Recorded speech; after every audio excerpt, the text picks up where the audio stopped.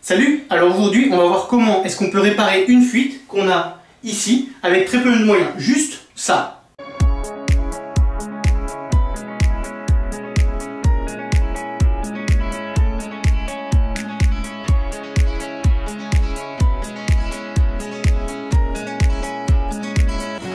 Alors oui, donc là on est en fait sur un sèche-serviette qui est branché sur le système de chauffage de l'immeuble. Seulement les vannes sont grippées. Les techniciens qui s'occupent de l'immeuble sont venus. Ils ont resserré les deux raccords comme ils pouvaient.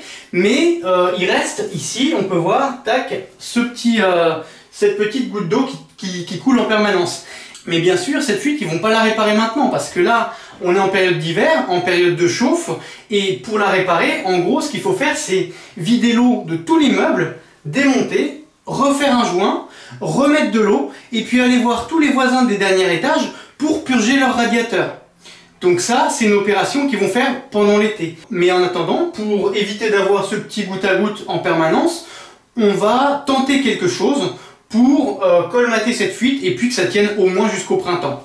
Alors en fait, ce que j'ai là, ça c'est du fil téflon. Alors ça n'a rien à voir avec le ruban téflon parce que le ruban téflon, tu le prends, tu fais comme ça se casse, c'est pas solide. Là, tu peux y aller, c'est quelque chose qui est solide.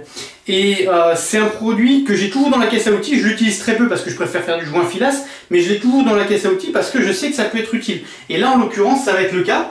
Donc on a ce raccord-là qui est serré au maximum contre celui-là, et on a quand même ce petit suintement.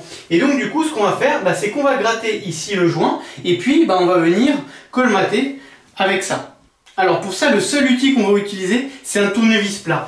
Là, on a un petit peu de calcaire séché qui est venu se déposer à cause de cette fuite justement. Enfin voilà, il y a eu l'eau, elle s'est évaporée et puis il reste un petit peu de calcaire séché. Donc on va gratter un petit peu tout ça.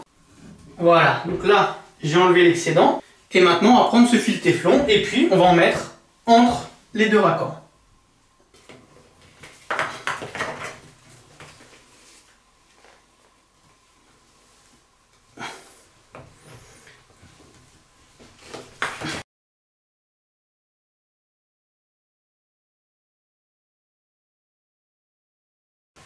Voilà, et puis hop, et le petit bout qui dépasse, on va venir le reglisser en dessous au tournevis, histoire que ça bouge pas.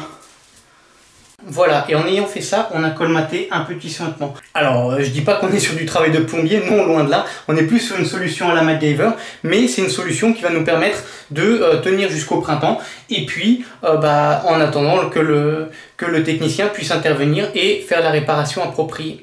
Et je sais qu'il y en a à la maison qui peuvent être parfois dans ce genre de situation. Et donc si ça peut vous aider, et voilà, je vous souhaite bon courage avec vos réparations de fuite.